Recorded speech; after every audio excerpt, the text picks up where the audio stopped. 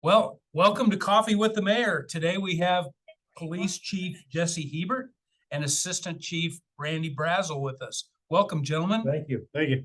We're so glad to have you here. We've had some changes in this police force in the last year. As of November, you were promoted to police chief, and Officer Brazel was promoted to assistant chief. And we had some other changes in the department, brought on a new patrol officer, and tell us a little bit about that, but also give us a little bit of background information on you guys for folks. Well, Hillsboro has always been pretty close to me. My grandparents and dad grew up here. I was plucked from Marion and came here in '93. So hopefully no one holds that against me going to school in Marion. But spent a lot of time in Hillsboro in the '70s and '80s because that's where my grandparents were. Ended up going to Hutch JUCO in 1989 and got a criminal justice degree there. Came back home in '92 and started with the Sheriff's Department. Actually started the same week as Randy Brazel did at the Sheriff's Department. So we've been together our entire career down to the very week that we started. So worked there for about a year in '93. An opportunity arose here to come on part-time with Byron McCarty. And worked with Chief McCarty from '93 to '95. '95 went to the part-time academy. '96 went on full-time and been here ever since. So call Hillsboro home now and definitely feel that it is my home, even though when I go see mom, I'm cruising back into Marion. So Randy, what are you? I grew up in Perryville, Arkansas, and then went to high school in Norman, Oklahoma. Came up to Hillsboro in 1986. Went to Tabor, graduated Tabor, met my wife, we got married, met Jesse in 1992. Like we both were hired the same week at the sheriff's office.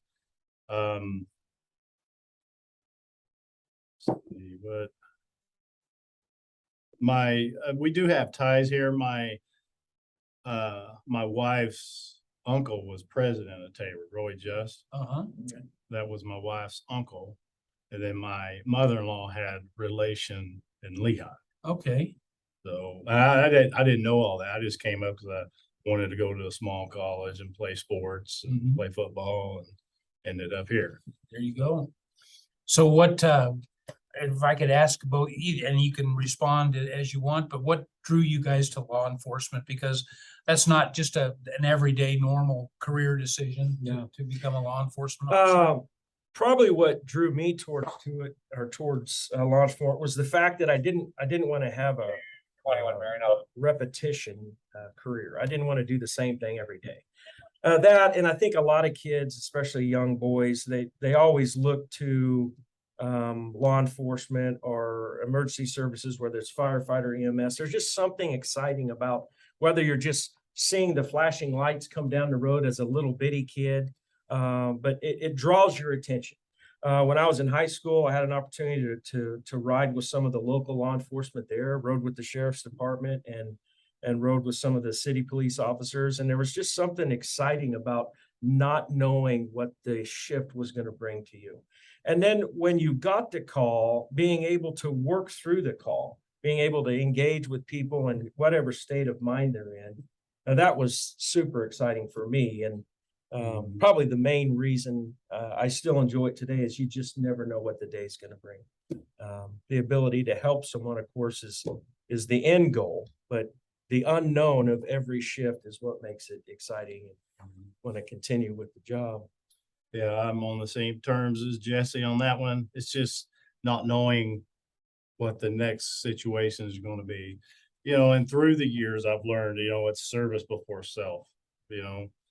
That's just a kind of a cliche that I think that's an excellent thing to say. There's a mindset that you either have it or you don't. And when you're working in law enforcement, same with fire service, and I might as well just talk about fire service because it's easier, I think, for everyone to understand. When a building's on fire, most people run out. Right. And they run in. Right. Okay, it's the same with us. When there's a situation going on and no one wants to be around it, people get away from it, we're going to it. And that is not just something that happens at work. I mean, that is a mindset that follows me wherever I go. When I'm out with my wife and daughter at a restaurant, your head's on a swivel, you're constantly in that mindset. And there's times it's a problem. There's times you can't detach from being a cop. But you know, you're constantly aware and constantly ready to engage if you have to. So it's a select group. Yeah, things happen in seconds. I mean, it could go from total calmness to total chaos within seconds. I mean, you got to be ready for it. But yeah, service before self is, I kind of put it in Well, perspective for me. I definitely see that and have seen that amongst you gentlemen and in your team. And I'm very thankful actually that we have such a team. I think Hillsboro, if you stacked our department up against any small town in this country, I think we would be right there at the top in terms of the quality, the care, the attitude, everything that you would want to see in a police officer. I know that it's in the news a lot lately, this whole mentality of defund the police and you know, and the police have a negative view in a lot of places.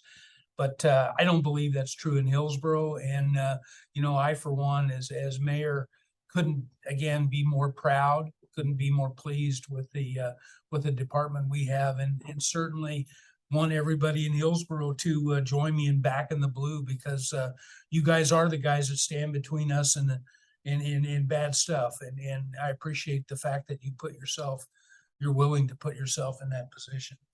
So moving on a little bit, let's talk a little bit about the department and kind of the structure that you have right now, Chief, if you wouldn't mind.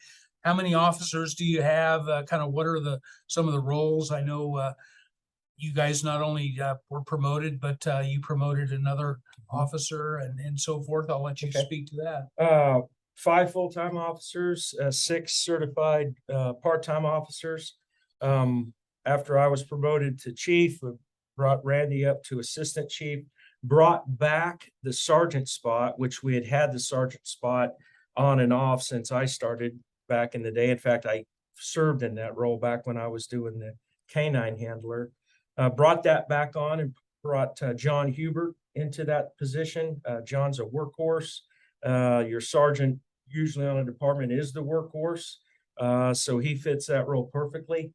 He's an active member in many investigations in the city of Hillsboro and outside the city that eventually the trouble rolls into our town. So he's taking care of that. David Funks continued to be an excellent officer. He's working with the LEAD program, which basically took over the DARE.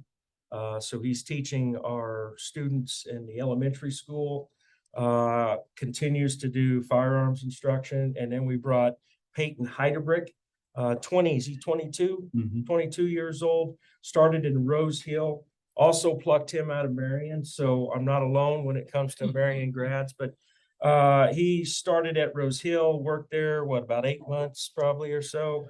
And we were fortunate enough that he wanted to come back closer to home. His parents, of course, are still in Marion. So that's how we were fortunate enough to get him. He's integrated well in the community, comes from a small town, understands what it means to be a small town officer, doesn't bring the hammer to every call. And we appreciate that. The public appreciates that. Our part-time staff, we don't have reserve officers anymore. Back when I started and when Randy started, there were reserve officers. Basically, a reserve officer was trained in-house by staff that were full-time. Now everyone is certified through the academy at Hutch. They go through a part-time academy. So everyone's a certified law enforcement officer. And our part-time staff, we've got part-timers that Gary's been on, was he close to 15 years, 12, 15 years? Yeah, We've got part-time staff that have excellent field service experience. So, and we have a game warden on our part-time staff, and we have a state fire marshal on our part-time staff. So we have resources there as well. That's nice. yeah, so That's great. and speaking of, I guess I should bring this up because if you come from Hillsboro, you'll recognize the name Lyle Jelly. Lyle is still with us. I remember as a kid back in the 80s coming over here, and Lyle was a part-time officer then, well, reserve officer then. Lyle then went through the academy, and I'll say this about Lyle. He went through the police, or actually he tested. He didn't go Yeah. through the academy. They, at the very point that they decided that people needed to be certified, they gave him an option to take the full-time test, the final exam. really? Lyle had an opportunity to study with that. We gave him our manuals and everything. And I think he had the highest score, or one of the highest scores in the class, passed with only missing a question or two. So super educated. He's still on our staff. We call him in a pinch. So good crew part-time, good crew full-time. Super excited about the staff. So. Well, you mentioned something that I've said from the beginning of becoming mayor, and that is it takes the right touch to be a small town police officer. I mean, you know, it's not a one size fits all, and you've got to, like you say, in maybe larger departments, there's some specialization, and it's pretty hard to have specialization in a small town department. But you know, it's not, as you said, it's not always a hammer that you bring to a call, right? That's correct. In fact, if you can educate and prevent the problem from ever happening, that's a much better situation. And even when there is an issue, if you can educate at the time or post issue without prosecution all the time, I also think that's a positive measure. So a lot of that happens. It happens in the cities too, but I think a lot of it happens in the smaller community, because a lot of the people that we're dealing with, unless they're coming to visit Hillsboro, passing by on the highway, they're our neighbors. I consider the Tabor students that come here for education, they're our neighbors. And by neighbors, I mean, when I go to the grocery store or the gas pump, I'm seeing these people face to face again. And I think about that. I mean, it's not just a random person that you write a ticket to or arrest and never deal with again. That's not the case here. And so I think we take that in consideration. It doesn't mean we don't enforce the law, because we do, but we enforce it in a manner that we can stand across from that person at the grocery store and feel good about how we treated them. Yeah. So, I mean, that's the goal. Very good. You know, and we've talked a couple times about school, and I don't know if everybody in the community recognizes that not only are you chief of police, but you're also a member of our school board at USD 410. That's kind of an interesting combination. Have you seen any kind of synergy or any kind of way that you connect those two roles? It's worked out well. It's actually kind of scary, because when I came on, our past superintendent Max Heinrich was stepping out. And so I kind of walked into that role when we were hunting for a new superintendent. So there was a lot of meetings, a lot of stress at that point, but we're past that now, and now having the regular board meetings. I think being an officer, whether it's the chief of police or just any officer, and going and sitting on a board like that, I think we bring an element that obviously the rest of the people sitting at the table don't have. And that element focuses around security, safety of the students and staff. And so anytime we're talking at the board level about anything that deals with security or safety of students and staff, I have no problem speaking up, and they look to me for that. There's been some other things, issues that I've seen campus related or working with staff that I've been able to bring up. When we walk into the schools, it's kind of an interesting situation now, because I'm not just walking in as an officer. I'm walking in as that board member. So that's a little different sometimes. You know, when you talk to people, you realize that, you know, you're doing a dual role there. But You're walking in as a parent too. yeah, that's true. I appreciate you saying that. And that's really the only reason, big reason why I decided to take that leap. If I didn't have a child in school, I got to be honest with you, I don't know that I would have ran. I feel that if I can protect my kid and everyone else's kid and everyone else that works there, if we can better the security, better the safety, then I've done something positive that will be here long term. So thanks for saying that. That's probably That's the most important thing, Right, and yeah. sometimes overlooked that. Well, yeah, for sure. And I appreciate that. So, we're talking, again, something that's been, sadly in the news with, of late, and, it was interesting. We had, I got the opportunity to welcome Tabor students to campus last week. And one of the families that came up was from Uvalde, Texas. And it was, this young man was, coming as a freshman football player to, much like you did, Randy, coming here from a long ways away to come play sports, and in this case, football. And they had their Uvalde shirts on. And so I had a chance to talk to them, and it was, of course, as you can only imagine, extremely impactful to them. And their community isn't a whole lot bigger than Hillsboro. So you think about the impact that something like that might have here, and it really is sobering, to say the least. And so I know that you have been talking about, in fact, you talked at city council meeting with your annual report a little bit about some of the things that you're thinking about or implementing for this school year. So maybe talk a little bit about that, if you would mind. Okay. We've always patrolled the school zones when there's a drop off in the morning, and usually at lunch break, and then at pickup. We've always done that. And by patrol, it's usually in a patrol car, making sure that traffic is safe with the kids walking around. That's been our general patrol. Every now and then we would walk into the schools and visit with people. We would put classes on in the school anytime we're asked. But I think we need to be in the schools a little bit more. We don't have the opportunity right now to have a school resource officer. But what we can do is, if we're not on a call, there's no reason why we can't get into the schools every day, every campus, park the vehicle and walk the halls and visit with students. And so that is something that is an initiative we are going to do this year. Every officer, every shift officer will go into all the campuses and spend some time there on foot. That will, the students at least will know that we're there. We're always within minutes if needed, but a lot of things can happen in minutes. But we're doing that. With the new sheriff in town, Jeff Sawyer, we're going to start pressing forward with some more active shooter training. Now, we've had active shooter training since, Randy and I went, I think probably 2 months after Columbine. He and I went to immediate deployment school, and we've been training with that ever since. So that's 26 years worth of training on that. Our department, which I mentioned at the council meeting, we're equipped to deal with active shooter. We're looking at maybe getting some ballistic shields that would just help us out a little bit. We don't need them. It would just help us as far as protecting us, but we're equipped with the equipment needed to respond to that. Not only you can throw equipment at anyone, but if you don't have the mentality, which is what I spoke about before, the mindset to give your life for someone else. If you don't have that, you're going to have lulls. You're going to have wait time.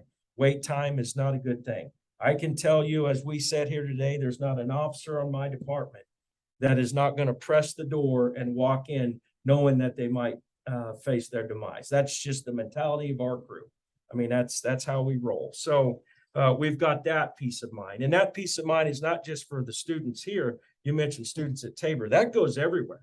That goes to the restaurant with the wife and the daughter, and we see something going on. That engagement follows us everywhere. So hopefully that student that come from Texas, I hope we can show an element of security and comfort here, because that's what we want to do. And we'd like to get on Tabor campus too. You mentioned campuses, and I'd like to say that we're working towards a relationship to where it's not uncommon to see an officer on Tabor campus. And that's a goal that we want to work towards. So. Well, I know Chris Williams heads up their criminal justice program at Tabor, and I know you guys have had many interactions in talks about what that might look like, and I'm excited to see how that continues to develop. I know we actually have some pretty solid Tabor connections on the department. I think we've got at least 2 officers that are Tabor grads. Yeah, Randy, actually, I didn't mention that before. I didn't mean to let that out, but Randy, myself, and John are Tabor grads. And So- Doug Dick. and Doug Dick, one of our part-timers. Yeah. So we got 4 of them. So Yeah, so there is a pretty solid connection to Tabor there, and you know, one of the initiatives that I'm working on is, you know, we've been a town ever since Tabor was founded. We've been a town with a college, but I really want Hillsboro to become a college town in the best sense of what that means. I mean, we're not looking to establish an entertainment district like an Aggieville or a Mass Street or something like that, and in the, you know, the course of problems that go along with that, but we are looking for ways to increase the engagement of students at Tabor in the community and vice versa. You know, not really, you know, in the past, it's kind of felt like the island of Tabor, if you will. And, you know, I really want, and I've told students that I had an opportunity to welcome, that we really look forward to seeing them out in the community. And, you know, a couple times I will confess, I said, don't be afraid to get off campus. And then I realized that doesn't sound right. So, so I said, you know, like that really, you know, it's like, I'm going to be honest with you. When you preface something like that, well, what does that mean? Does that mean I've been dishonest with you up until then, or what? But so, yeah, so I'm excited to see what opportunities develop as a result of that. And there may be some synergies as Tabor students graduate out of their criminal justice program. You know, we don't know what those possible synergies look like. But talking about synergies, if I might, one of the things that we stress pretty hard too in Hillsboro is cooperation and collaboration, because when you're in a small community, resources don't go far, and to maximize your resources, you really got to learn to work together. And I know that you mentioned Sheriff Sawyer and kind of some of the new initiatives that he's brought in his role as sheriff, but explain a little bit about how maybe that's changed some of the cooperation and collaboration between your department and the sheriff's department. Well, we definitely work close with Jeff. I mean, Jeff has worked with both Randy and I. I mean, he's definitely not a newcomer to Marion County. I mean, he served with the sheriff's department for years. What years was he? I say that I remember working with him at the beginning of my career, but Early 2000s. okay. And so he served here a long time. So he knows the community, knows the people. And then what's interesting about Jeff is the fact that he left and worked for a larger agency, the Union Pacific Railroad Police. So there's a lot of money there. There's a lot of technology there. There's a lot of resources that he had at his disposal, learned how to work, and then has now come back. And I think with that knowledge and the ability to operate these advanced resources, and the fact that he's wanting to acquire some of them for our area, will definitely benefit us. The drug task force that was developed after Jeff came here, and the chiefs all got together, and so that's a positive for Marion County, not just Hillsboro. But as far as the working relationships, I just believe that they've come a long ways. I mean, that we just seem to work a lot closer, and we're all deputized. We're all he's made us all deputies. Yeah, I mean, we're all deputies. Even though our main purpose is here, Right. we still have the authority outside. So if somebody runs, gets in their vehicle and starts heading out into the county, you don't have to stop at the city limits, right? Right, yeah. Yeah, that's Exactly. one way to look at that. The other good thing about the sheriff's department, they've been on campus too. In fact, we just had a walkthrough last week, and the sheriff and undersheriff and at least one of his deputies was here and took part in that walkthrough. I mean, they're taking a very active role in helping us at Tabor College, and they also have an interest in the criminal justice program.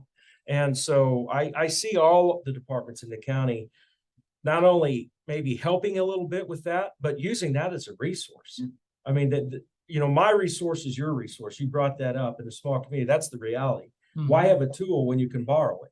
Right. And that's how I feel about things. And so if we have tools that can be used for Tabor, we want them to come ask, and we want to be a tool for Tabor. Right. And the same with their technology that Tabor has, their FATS machine, offering that up for training for all the departments in the county. That's amazing.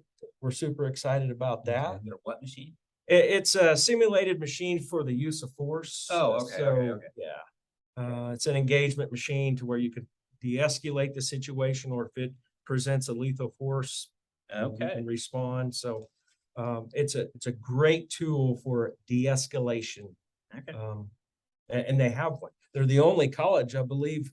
Dr. wow. Johnson said it was the only college that has one. Oh, wow. So, Okay. Wow, I mean, they're at police academies. sure. You know, there's Yeah, one at KHP and one at the academy we went to, but to have one sitting on a college campus is not very Well, that common. is a Pretty great remarkable. asset. I didn't know. It is, it is. So, of course, Chris Williams, is an officer with Wichita Police Department. So when he thinks about training, he's thinking about it from Yeah. the street level. And that's really how you need to think about police training. It's fine to, have professors out there that went through the education and just went right into teaching. But until you put the boots on and walk around, some of the stuff you're saying might not be applicable to situations. So Chris is real good at talking about how things are on the road. Very good. So we're about a week or so away from being back to school.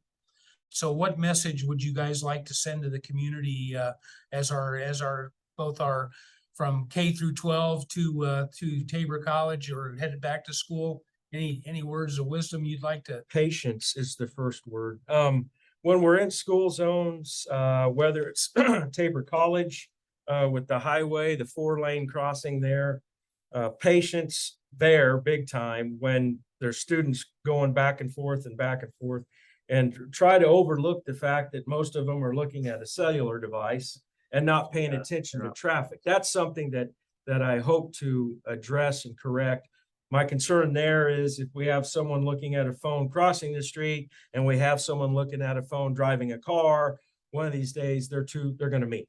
And so patience, awareness, the same with our local school zones. We got a lot of little kids running around, little kids on bicycles, little kids excited to go to school on bicycles that don't stop at stop signs, run right out in front of traffic. We've got to watch for those little kids. And now that's the big thing, I think. What do you think, Randy? Yeah, just watch out for the little ones with being impatient. Don't get in such a hurry, especially when And- school starts. I don't have a problem. Here's one thing. There's been so many times that over my tenure that we'd stop people in a hurry because they're running a little bit late getting into school. I can tell you that I have never written a ticket to someone who's late getting to school. I've given them a speech and they've been late to school. So slow down a little bit because, we don't need to hurt someone because we're a few minutes late to check in. I mean, that's what it comes down to. It's not worth it. So I was driving on D Street here this last week, and the passenger in the car and I were discussing the speed limit and really how much time are you saving by going, if let's say 10 miles, let's say you're going 40 in a 30, and you're going from Wendy's to Ash Street. How much time are you really saving by going 40 miles an hour? Not very much. it's Not seconds. much. It's Seconds. It's yeah. seconds. So I mean, to your point, Randy, about being patient, and you, Jesse, as well. That's really what we're talking about. And if we don't have seconds Mhm. to save a life, Yeah. if we can't give that up a little bit, and I'm guilty like everybody else. I have to sometimes watch that Yeah. speedometer all when do. I'm going Yeah. down D Street, especially. Just Right. people need to be aware of their surroundings at all times. The main thing about, you brought up speed. The main thing about speed is, there's probably not too many accidents that we work that speed is not a factor. In fact, I don't know that you could really pick one out where speed wouldn't be a factor, because if a car was going slower, it probably would have avoided a collision unless it's single vehicle off the road. Right. But when you're talking about speed, the few seconds you're saving, and then jeopardizing because your car going quicker, longer stopping distance, definitely more energy on impact. I mean, it's just not worth it. In fact, I'm glad you brought up the speed and the time thing. The east of town, that when we pushed the speed zone out to Jade to kind of slow traffic down at that critical intersection of Jade and D Street or 190th, that was the whole push there, is that we have a lot of traffic going to the hospital. In fact, all our traffic for the most part people going for healthcare, people working there, people working in industrial park, they're coming at that intersection. And that was the big push there. And if you look and see what the difference is from 55 to 30 and that however many 100 feet that is, it does equate to seconds. And if you don't have 12 to 17 seconds to ensure or better ensure the safety of yourself or the other public, and that's questionable, whether or not you should be operating a vehicle. Right. So, Yeah, I appreciate that. So we're probably gonna need to wrap this up because I'm guessing one of you guys probably has something else he needs to be doing right now, but Randy's glad- finished his coffee, so we need. I'm glad that you were able to give us the time, but two things. What's the best part about being a police officer? And what's the least favorite thing that you deal with as an officer in Hillsboro? I think the best part to me is the way my daughter looks at me. I mean, that's impressive. The worst part is probably critical incidents that involve in death, Yeah, because then you have to look at family members and bring that news. So, Mhm. sure. what do you think the best thing is? Best thing, I know everybody says this, but it's just the ability to help people. I know everybody says that, but what I found that 93% of the time you're going to go to a call, you are going to make that call better most of the time. And it's just being able to help. And like Jesse said, the worst part, is dealing with death. I thought, well, I appreciate both of those things, and yeah, unfortunately we've had some of that to deal with, and it's been tragic, and that's another thing that we have procedures in place, but I'm very much emphatic on if anyone needs help with dealing with trauma, that's something that there's no expense that hardly that I'm willing to spare to make sure that we're taking care of our employees, our officers in that regard as well. Because trauma is not a single incident. Trauma is cumulative over a career. And I know you guys have seen and dealt with a lot of trauma. So please understand that we are there for you just as much as you are there for us, especially when it comes to dealing with those things. So whatever resources you and your department need in that regard, we're gonna make sure they're there for you. I appreciate that a lot. Thank you. I thought you were gonna say, though, I have to admit that the worst thing was being a dog catcher. Yeah. Well, it's that's it's like second. animal enforcement. It's gotta be. That's second. I was going to say that, but second, yeah, dogs. Yeah. Well, gentlemen, I appreciate again the time and the insight, and especially, back to school, slow down, be aware, be patient. And, we're back in the blue here at Hillsboro, and we know you've got our back. So thank you again for being here. We appreciate you very much. Thanks. Thank you. you. Thank you.